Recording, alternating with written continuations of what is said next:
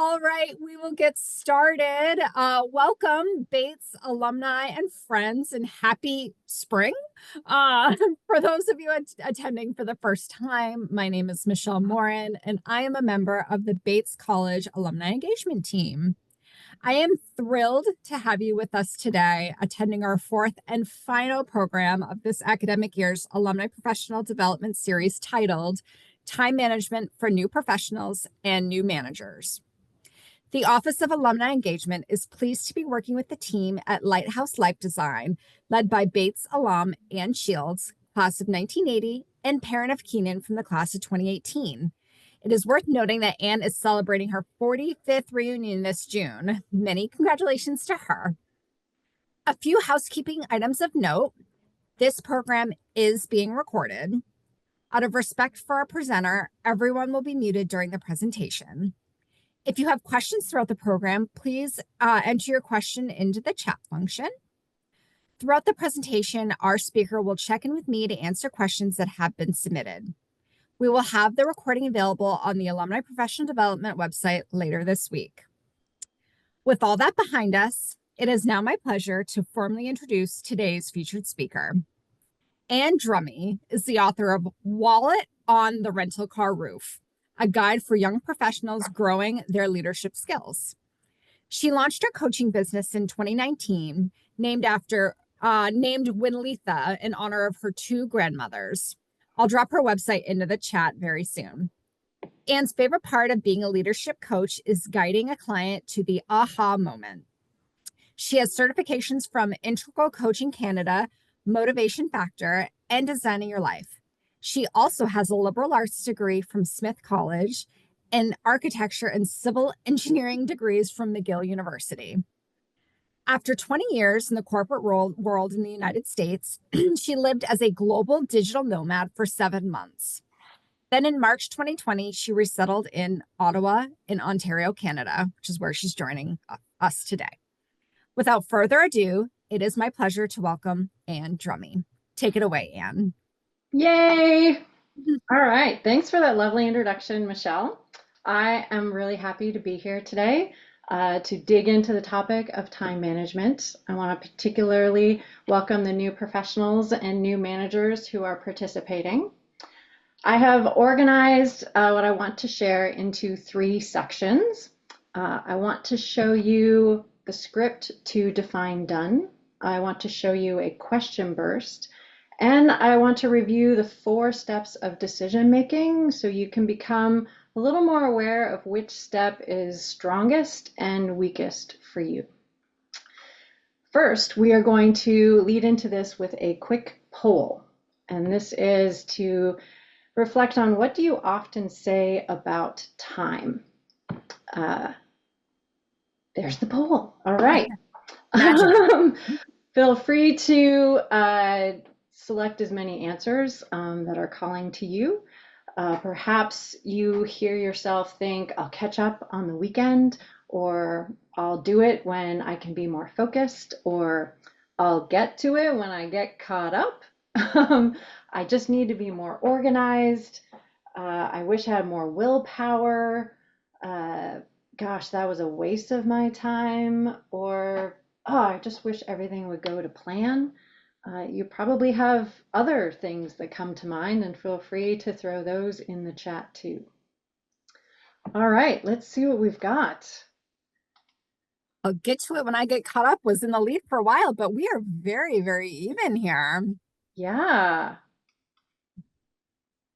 What I'm taking from this so far is that we are not alone in our woes about time, that we are all sort of in the same boat. And someone picked at least, everything's been picked. Okay, thank you for doing the poll. I'll do a quick affirmation that you're in the right session. The key points that I'm here to share are to help people who are potentially burning out, trying to do it all, or those who regret procrastinating. It's for people who feel the pressure to always say yes, those who can't find the pause button on the proverbial treadmill, and those who wonder why controlling time is so hard. And I trust that covers everybody, probably. Okay, so why is time management such a challenge? Right off, I want to let you know that it is definitely not some weird personal flaw that's unique to you. Okay, there are many external forces and false messages that are plotting against us. A metaphor that really resonates with me by Edward Hall is thinking of time as an unstoppable conveyor belt that brings us new tasks as fast as we dispatch the old ones. And becoming more productive just seems to cause the belt to speed up. Yeah, I trust that resonates with a few people. On top of that, we constantly are battling back a legacy from factory hours where employers pay us for a day's work. So many of the containers going by on the conveyor belt during specific hours, we believe our employer is paying us to fill those, and we feel guilty if we don't. Plus, we are trained through years of going to school that good work is what will be noticed and fairly rewarded. So we feel compelled to keep producing and producing and producing. So here is the first of our 3 segments. I wondered how these false messages might impact the mindset of a young professional. So I asked ChatGPT for its thoughts, and I agree with its list. I have heard my coaching clients say all of these. Being busy means being productive. Multitasking makes me more efficient. I should say yes to everything to prove myself. I need to respond to emails immediately. Deadlines are the only things that matter. Time management is a solo effort. It's up to me. If you believe that any of these or all of these are true, then I encourage you to pause and reconsider. I suggest these are misconceptions that most of us have picked up unknowingly along the way. Now, there are lots of tools to try to wrestle with time, to feel more organized, more efficient, and generally more in control. You can scan the shelves of the library, listen to various awesome podcasts, and even ask ChatGPT for recommendations. It can tell you a lot about tools like Pomodoro, the Eisenhower Matrix, and time blocking, for example. And while these tools are really useful, I offer that the bigger impact on your time management will be from expanding your own mindset, and in particular, your discernment skills. So back to our misconceptions new professionals might have. I want to highlight 2 of these. I should say yes to everything to prove myself, and deadlines are the only things that matter. When I say those, it feels pretty intense and they feel pretty isolating, like you're on the treadmill alone while other people press the buttons. So I have another poll to ask. Why is it hard to say no? Is it from a fear of repercussions, from a desire to impress, from the pressure of being the only one who can do it, from a worry of disappointing others, from a drive to experience everything possible, from a need for validation? There are probably a bunch of other things too, and feel free to add those to the chat as well. Oh, look at all these. See, worry of disappointing others and fear of repercussions. Yeah, Those 2. Yeah. yeah. And I honor all of these reasons. They are very compelling to make us Mhm. just say yes. But then I ask, what else could we do? So here's an exercise that I recommend, which Brene Brown calls paint done for me.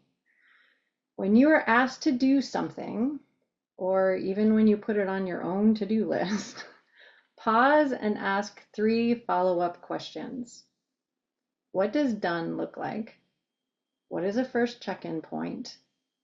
What can I take my attention away from to do this? So let me give you an example. Let's say my boss comes to me and says, I need a demographics report for Q4 for my meeting this Friday. I hear this and I immediately start making assumptions.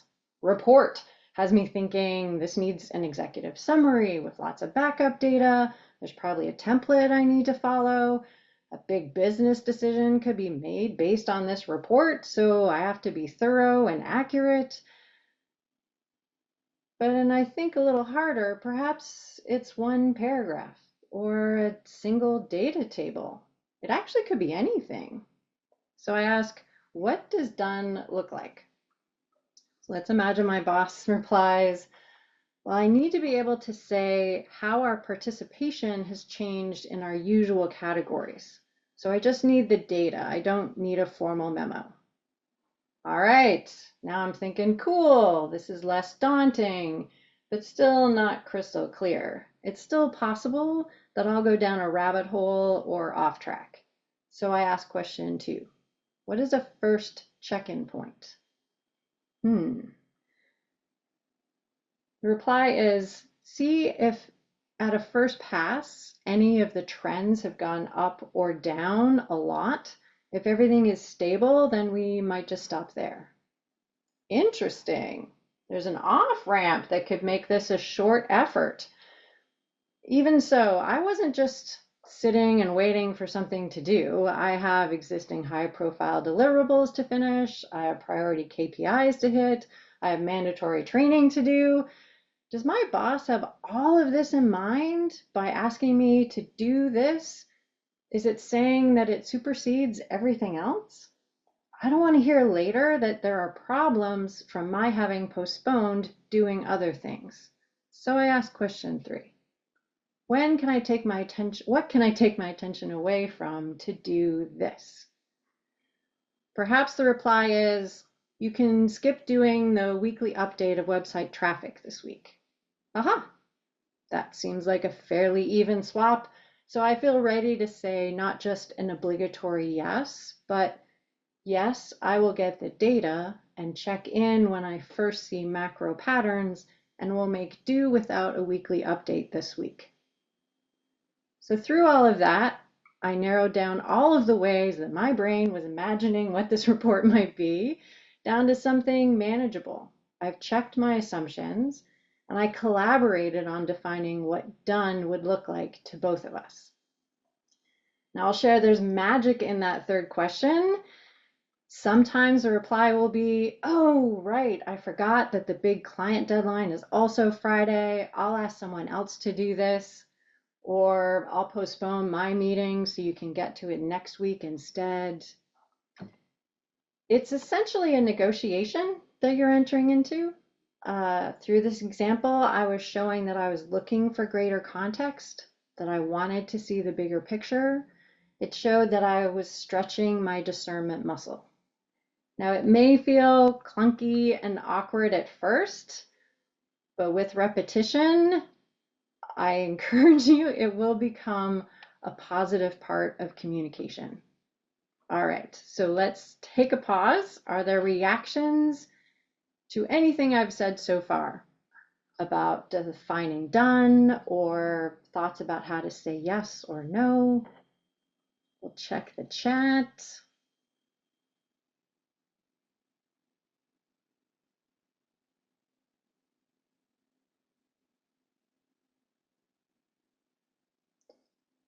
What if the reply is that no other tasks can be paused?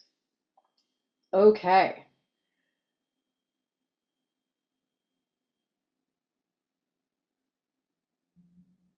Oh my gosh, I just got really nervous for you. uh, that is tough.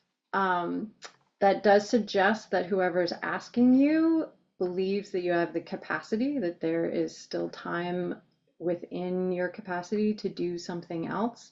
Perhaps all the more reason to get a really early check-in point so that if there is an off-ramp, that it can be taken as quickly as possible.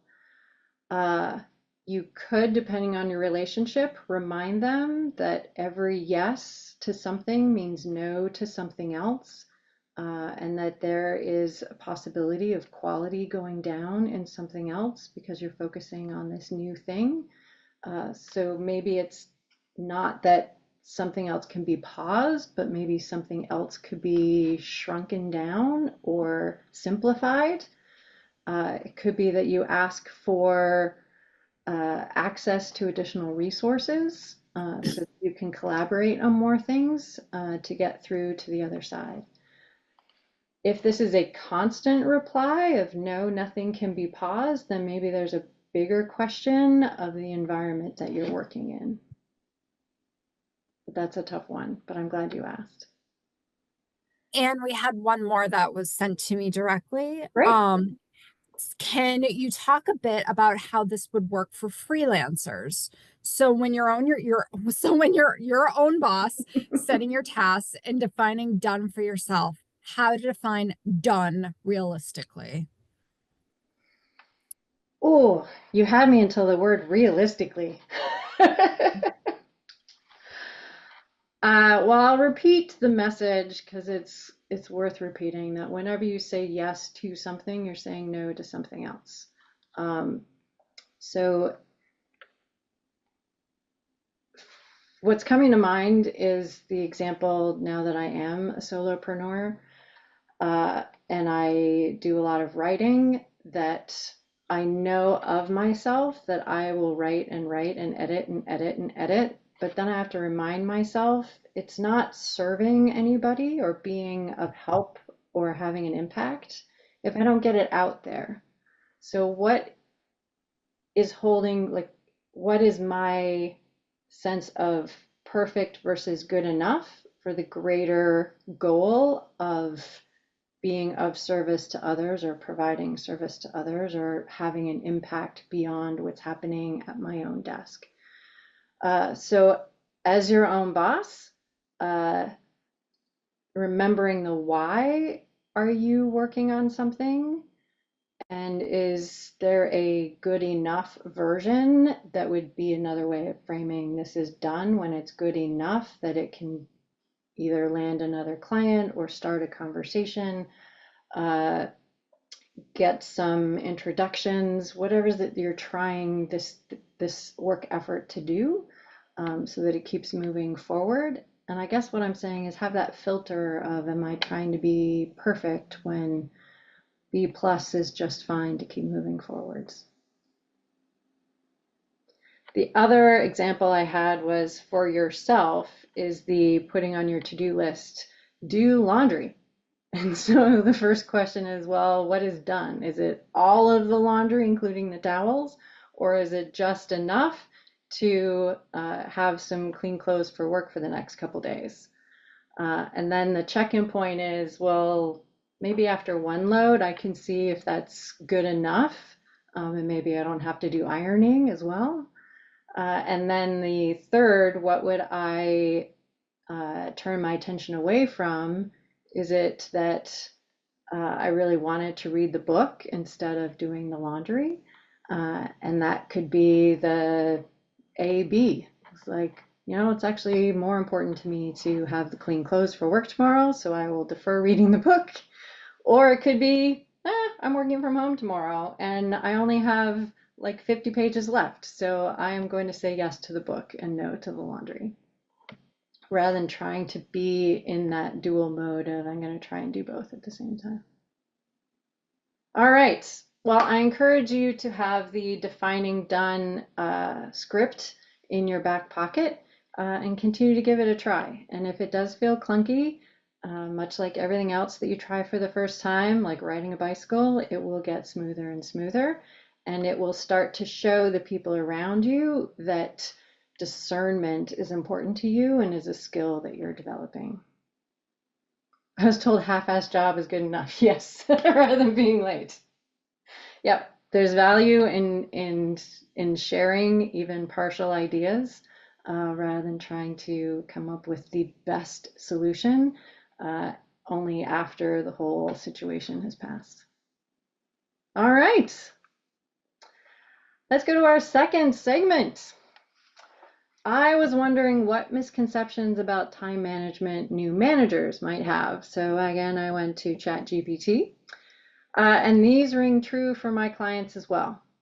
My door should always be open. If my team is struggling, I need to fix it.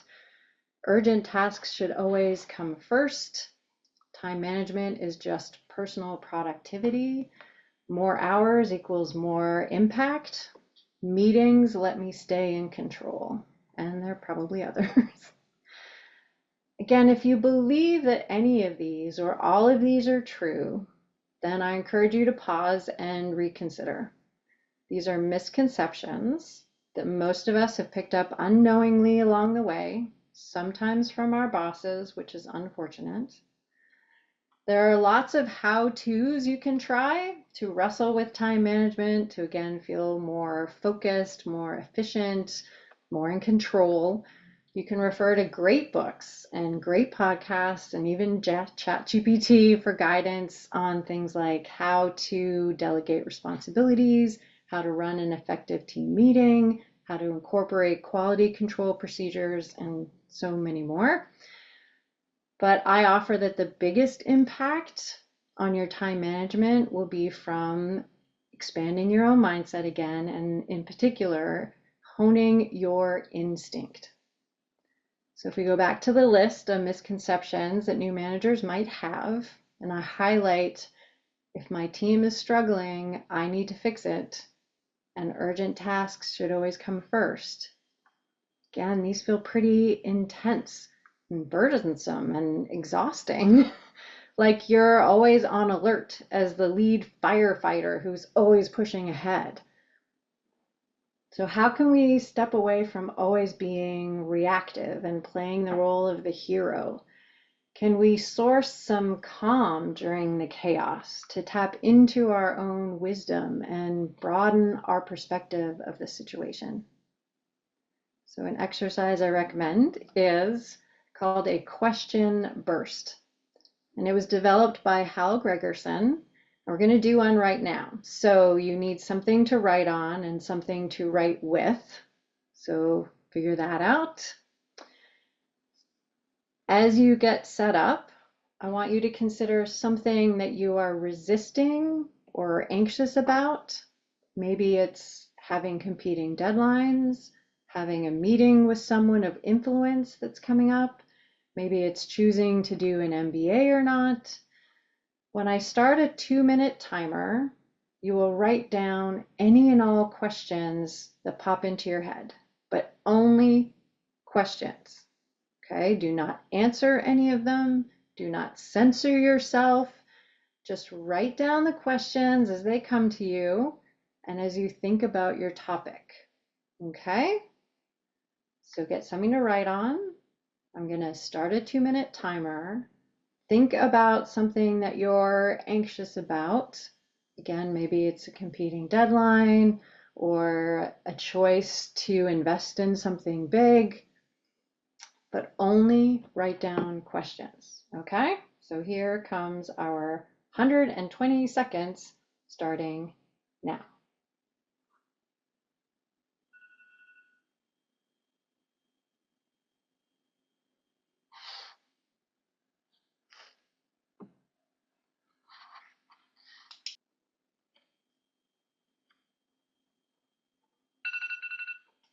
Oh, there we go.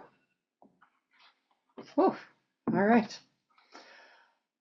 Take a moment right now just to consider how you feel at the end of this 2 minutes compared to the beginning of the 2 minutes. And feel free to let us know in the chat, how do you feel right now just having spent 2 minutes writing down questions? About 85% of the time, we feel we're in a better headspace. So that's hopefully mentally unweighted. Thanks, Zachary. That was a good one. I like that response. Yeah, very well said. Yeah, so it sounds like you're in the 85%. Not as bad as perceived. Good to have them off my chest. Yeah. Now, I will acknowledge sometimes you can come out of this with a sense that the issue is bigger than you thought it was, or that you are a bigger part of the problem than you initially thought. And that's okay too. It's all helpful toward reframing the challenge. But most of the time we come out lighter in some way. Now, I'm hoping that a lot of you had questions that were uncomfortable or surprising. That happens often. And I'm hoping that everyone discovered at least one new idea. And it's amazing, this little 2 minutes, that what you're doing is creating a space for things that have been rolling around in your brain to just come out. And you can surprise yourself. The last step of the exercise is to pick one question on the list that encourages you to take action.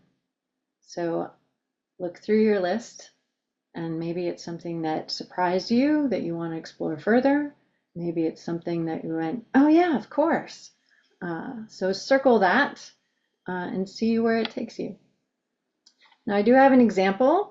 I myself did a question burst back when I was just starting my coach certification process and my business. I was feeling very unsure, and I had some worries if I was going in a remotely good direction.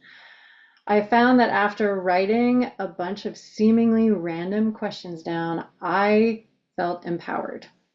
That hadn't, the one that jumped out at me was, who can help me?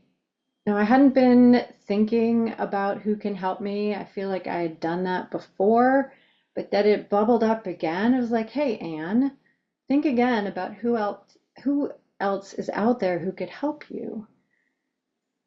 So I started to think of a few new people who could help me, and that made me even more energized. And of course, cut to the chase, I got certified and launched my business, and here I am. Right? So I hope that this tool can help you tap into your instincts as well, by giving them an environment and a place to come out and be noticed. All right. So I'm curious, we're at the end of section 2. How do people feel about being a new manager and wrestling with time? And how do you feel about the question burst as a little exercise that you can do in 2 minutes? I will also share that you can do the question burst as a project team.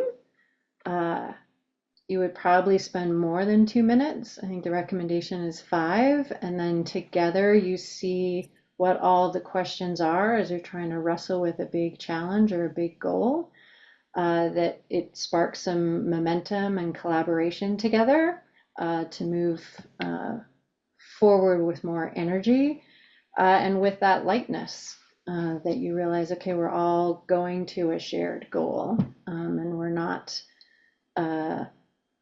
judging each other for wondering, oh, a bunch of things. Just get them all out on the table, start to see the patterns, and move forward.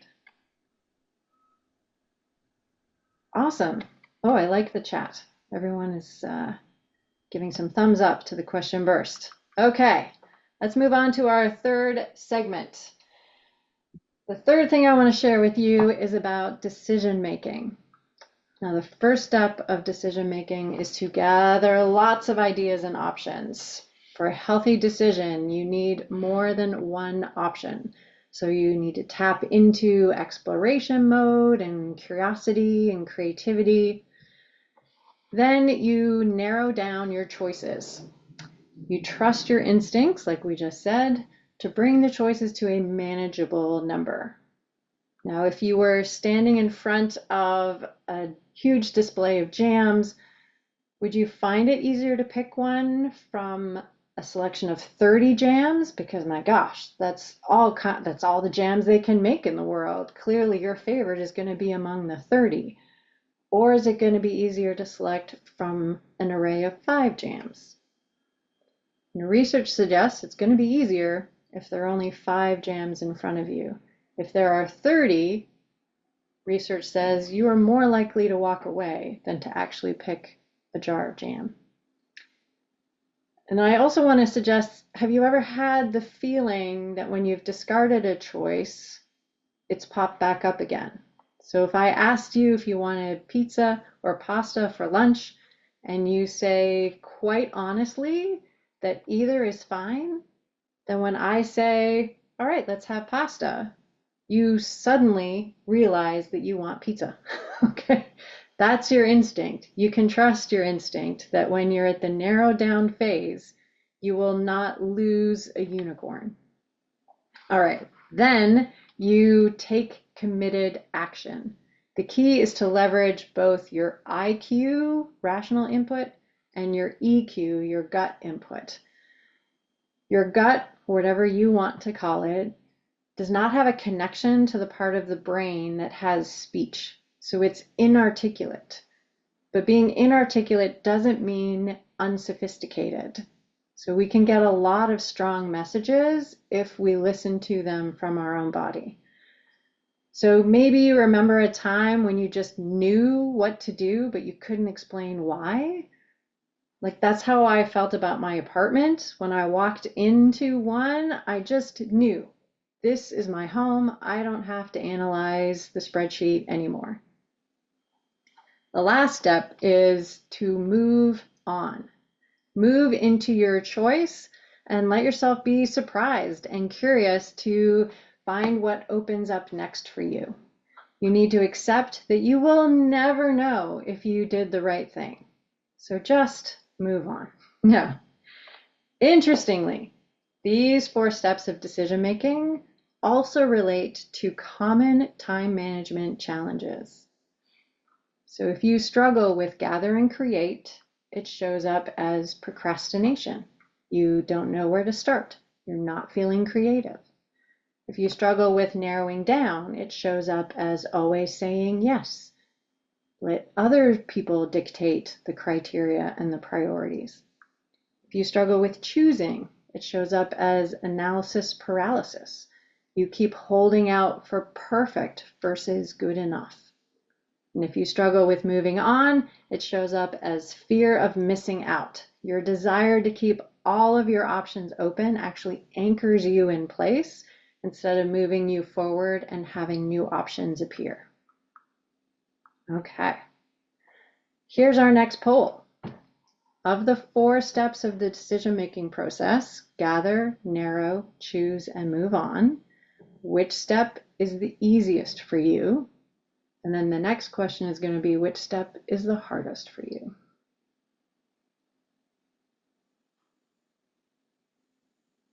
Oh, gather is in the lead for the easiest, Yeah. followed by narrow.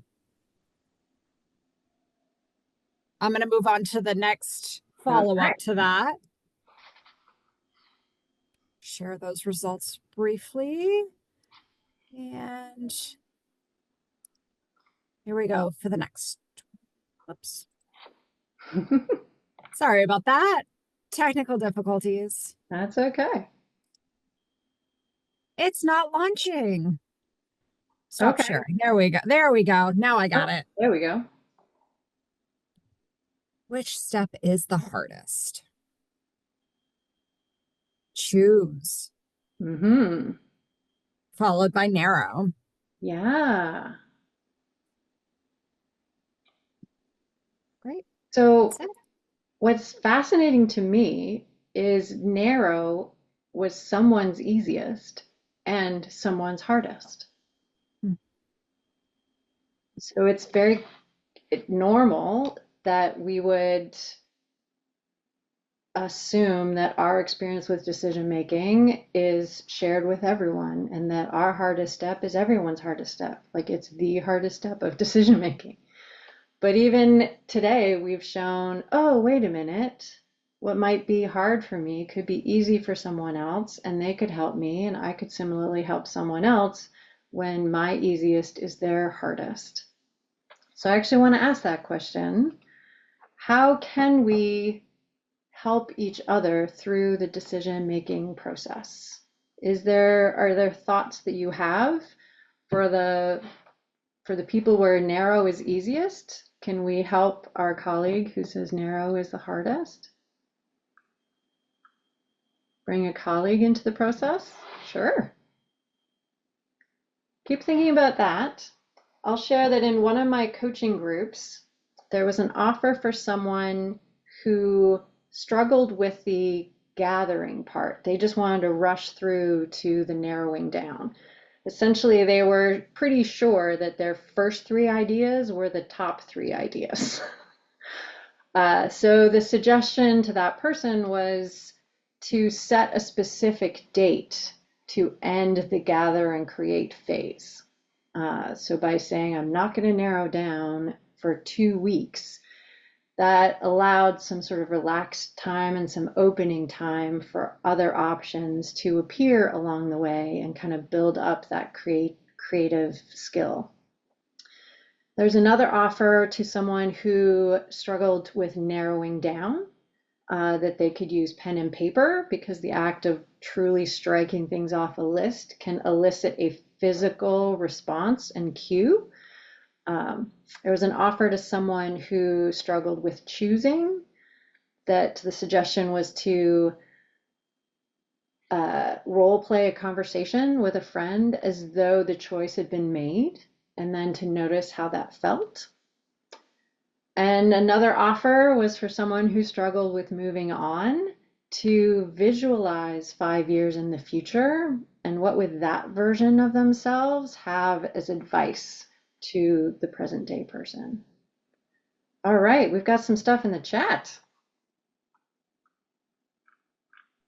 Find a mentor. That's a great one. Hmm. And set a specific number of options to narrow to. Yes. Oh, I really like that one. Mm. Because it is one thing to say, all right, I'm going to narrow it. But if you have the goal of, I'm going to narrow it to 5 or I'm going to narrow it to 3, that can get you through that step. Yeah. Well, I offer that when you hear any of the self-talk about time management, maybe it goes through your brain that I'm going to get it all done. Or conversely, you hear your brain say, I'm going to start another day. Try to remember that your relationship with time is tied to your decision-making skills. So maybe just the reflection question of, which of the 4 steps of decision-making am I potentially stuck on, is potentially causing this discomfort or this resistance or this overwhelm that I'm feeling?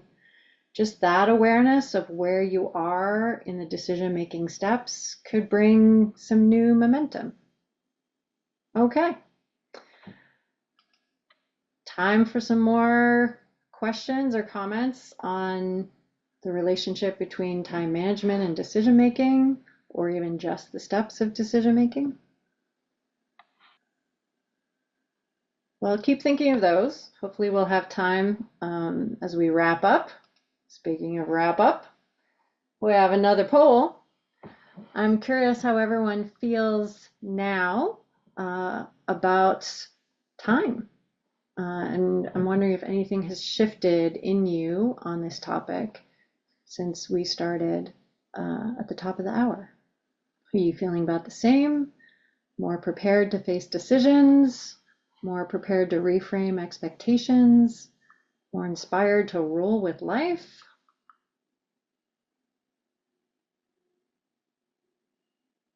Okay. More prepared to face tough decisions and more prepared to reframe expectations. Okay, so there's been some positive shifts. That was really good to see.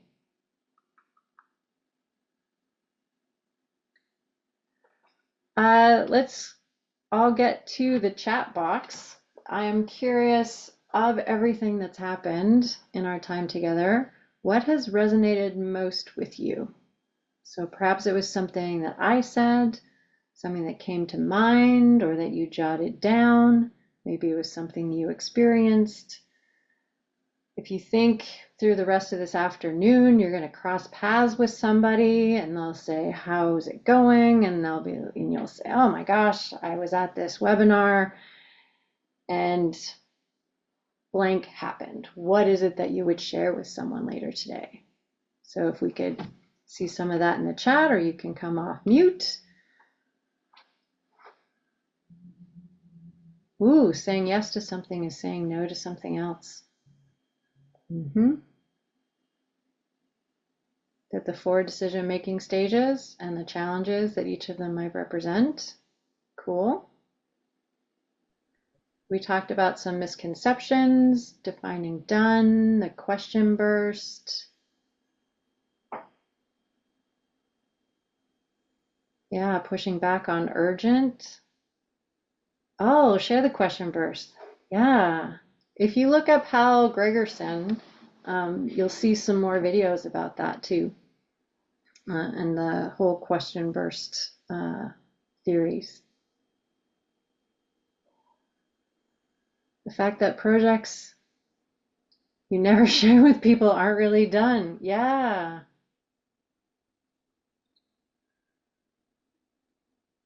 If they're meant to be shared. Mm-hmm.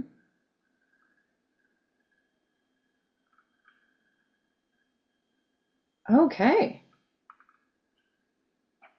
Well, before we get into more Q&A, I want to make sure that I share how much I've enjoyed sharing all of this with you, and that I'm very happy to connect on LinkedIn.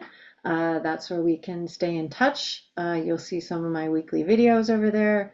You can subscribe to my monthly LinkedIn newsletter over there. Feel free to reach out.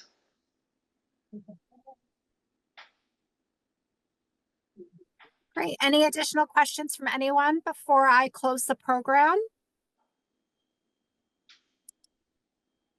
Oh, thanks, Katie. Oh, Yeah, Ian, this was very good. Thanks for your time. I'm thinking a little bit differently, even though I'm not a young professional anymore. So thank you.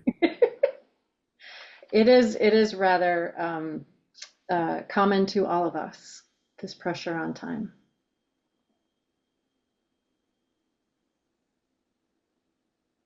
great.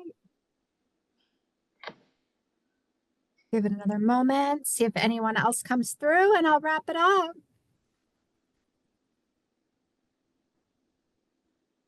Awesome. Well, Anne, we can't thank you and Lighthouse Life Design enough for sharing this program with the Bates community. I also want to thank all of you for participating, and I hope that you found this program to be insightful and helpful. I hope you all enjoy the rest of your day. And if you do have any additional questions, we'll stay on for another 5 minutes. Thank you so much and be well.